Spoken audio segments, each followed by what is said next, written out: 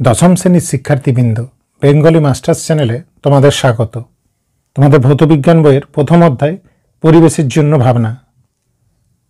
আজ এই ভিডিওতে আমি তোমাদের এই পরিবেশের জন্য ভাবনা থেকে গুরুত্বপূর্ণ 40টি অতি সংক্ষিপ্ত প্রশ্ন বা VSQ নিয়ে আলোচনা করব।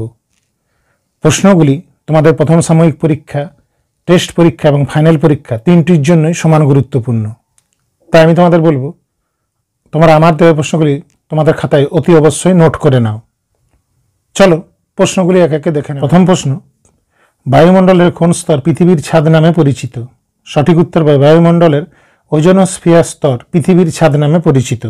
2 নম্বর প্রশ্ন হলো, প্লেন চালানো বা বেলুন ওড়ানোর জন্য বায়ুমণ্ডলের কোন স্তরটি ব্যবহার করা হয়?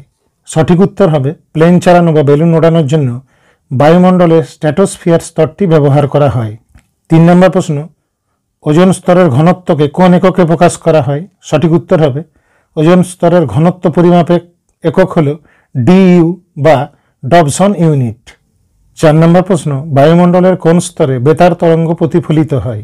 উত্তর হবে বায়ুমণ্ডলের আয়োনোস্ফিয়ারে বেতার তরঙ্গ প্রতিফলিত হয়। 5 নম্বর প্রশ্ন, বায়ুমণ্ডলের কোন স্তরে মেরুজ্যোতি দেখা যায়? সঠিক উত্তর হবে বায়ুমণ্ডলের আয়োনোস্ফিয়ারে মেরুজ্যোতি দেখা যায়। 6 নম্বর প্রশ্ন, ওজোন গ্যাসের সর্বাধিক সঞ্চয় বায়ুমণ্ডলের কোন স্তরে দেখা যায়? সঠিক উত্তর হবে ওজোন গ্যাসের সর্বাধিক সঞ্চয় বায়ুমণ্ডলের স্ট্র্যাটোস্ফিয়ার স্তরে দেখা যায়। 7 নম্বর প্রশ্ন, বায়ুমণ্ডলের কোন স্তর উষ্ণতা ও জলচক্র নিয়ন্ত্রণ করে? সঠিক উত্তর হবে বায়ুমণ্ডলের ট্রপোস্ফিয়ার স্তরটি উষ্ণতা ও জলচক্র নিয়ন্ত্রণ করে। 8 নম্বর প্রশ্ন হলো, কৃত্রিম উপগ্রহ স্থাপনের জন্য বায়ুমণ্ডলের কোন স্তরটি উপযোগী? উত্তর হবে কৃত্রিম উপগ্রহ স্থাপনের জন্য বায়ুমণ্ডলের এক্সোস্ফিয়ার স্তরটি উপযোগী। 9 নম্বর প্রশ্ন, বায়ুমণ্ডলের কোন স্তরে তাপমাত্রা সর্বনিম্ন? উত্তর হবে বায়ুমণ্ডলের মেসোস্ফিয়ার স্তরে তাপমাত্রা সর্বনিম্ন। পরবর্তী প্রশ্ন, বায়ুমণ্ডলের কোন স্তরকে শান্তমণ্ডল বলা হয়? উত্তর হবে বায়ুমণ্ডলের স্ট্র্যাটোস্ফিয়ার স্তরকে শান্তমণ্ডল বলা হয়। 11 নম্বর প্রশ্ন হলো, ওজোন স্তর তড়িৎ চুম্বকীয় বিকিরণের কোন রশ্মিকে শোষণ করে জীবকুলকে রক্ষা করে? উত্তর হবে ওজোন স্তর তড়িৎ চুম্বকীয় বিকিরণের অতিবেগুনি রশ্মিকে শোষণ করে জীবকুলকে রক্ষা করে। পরবর্তী প্রশ্ন, ওজোন স্তর সূর্য থেকে আগত কোন রশ্মি ভূপৃষ্ঠে আপতনকে প্রতিহত করে?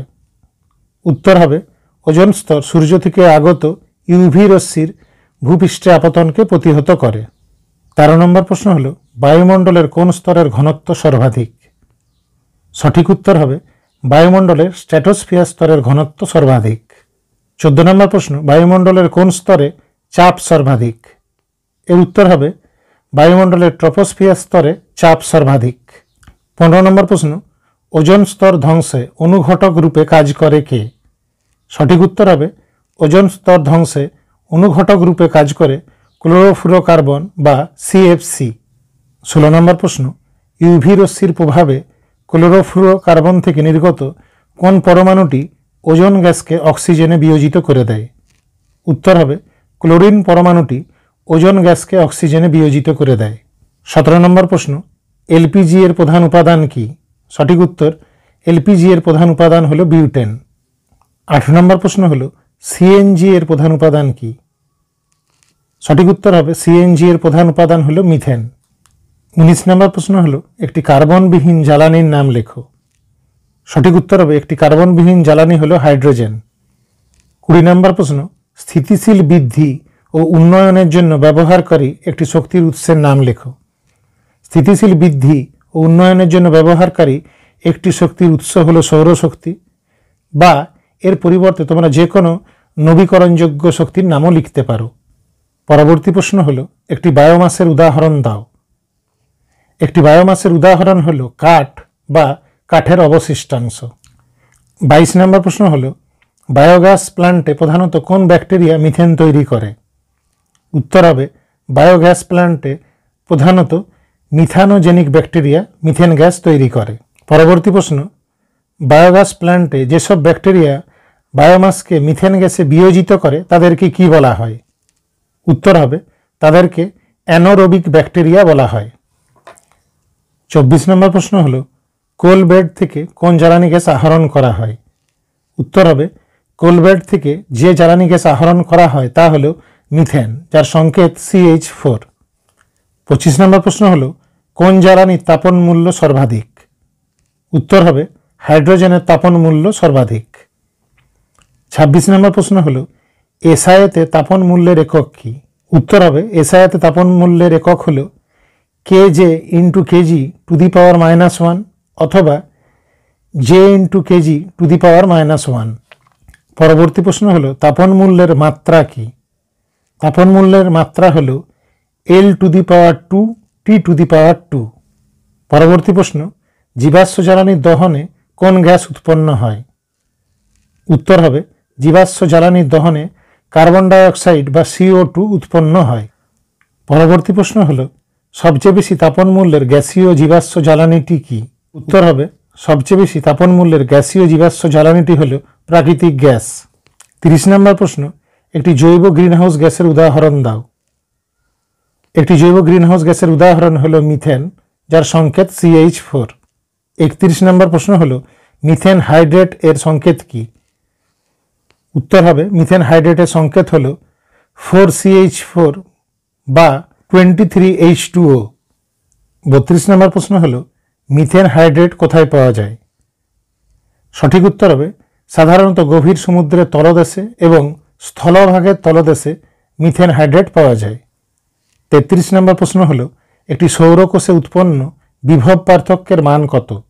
উত্তর হবে একটি সৌরকোষে উৎপন্ন বিভব পার্থক্যের মান প্রায় 0.5 ভোল্ট থেকে 0.6 ভোল্ট হয়। পরবর্তী প্রশ্ন বায়ু শক্তিকে তড়িৎ শক্তিতে রূপান্তরিত হতে গেলে বায়ুর গতিবেগ ন্যূনতম কত হওয়া প্রয়োজন? উত্তর হবে বায়ু শক্তিকে তড়িৎ শক্তিতে রূপান্তরিত হতে গেলে বায়ুর গতিবেগ ন্যূনতম 15 km × h two the power -1 ন্যূনতম হওয়া প্রয়োজন। 35 নম্বর প্রশ্ন কয়লা ও কেরোসিনের মধ্যে কোনটির তাপন মূল্য বেশি? সঠিক উত্তর হবে কয়লা ও কেরোসিনের তাপন মূল্য সমান। 36 নম্বর প্রশ্ন হলো এমন একটি শক্তির উদাহরণ দাও যা প্রত্যক্ষ বা পরোক্ষ কোনোভাবে সূর্য থেকে আসে না। উত্তর হবে এমন একটি শক্তি যা প্রত্যক্ষ বা পরোক্ষ কোনোভাবে সূর্য থেকে আসে না তা হলো পারমাণবিক শক্তি বা ভূতাপীয় শক্তি। 37 নম্বর প্রশ্ন হলো বায়োগ্যাসের একটি ব্যবহার লেখো। গৃহস্থালী রান্নার কাজে জ্বালানি রূপে বায়োগ্যাস ব্যবহার করা হয়। 38 নম্বর প্রশ্ন হলো ভবিষ্যতে পৃথিবীর বৃহত্তম শক্তির উৎস কি? উত্তর হবে ভবিষ্যতে পৃথিবীর বৃহত্তম শক্তির উৎস হলো সৌরশক্তি। 39 নম্বর প্রশ্ন হলো এমন একটি গ্যাসের নাম লেখো যা প্রাকৃতিক কারণে তৈরি হয় এবং ওজোন স্তর ক্ষয়সাধনের জন্য দায়ী।